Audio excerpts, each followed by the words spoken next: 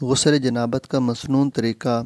غسل کرتے وقت سب سے پہلے دل میں نیت کرے کہ میں اللہ تعالیٰ کی رضا کے لیے غسل کرتا ہوں، یا یوں نیت کرے کہ میں پاک ہو کر عبادت کرنے کے لیے غسل کرتا ہوں۔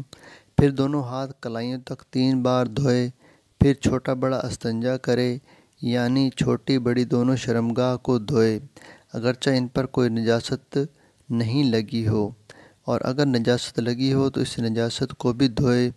پھر اگر جسم پر کہیں اور کوئی نجاست جیسے منی وغیرہ لگی ہو تو اس کو پاک کر دے۔ پھر مکمل وضو کرے۔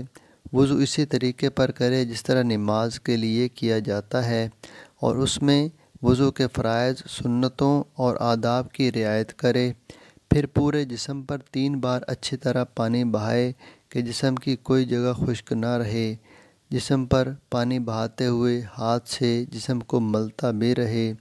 جسم پر پانی ڈالنے کا بہتر طریقہ یہ ہے کہ پہلے 3 بار سر پر پانی ڈالے، پھر 3 بار دائیں کندھے پر، پھر 3 بار بائیں کندھے پر، اس طرح 3 بار پانی بہائے کہ جسم کا کوئی حصہ خشک نہ رہے۔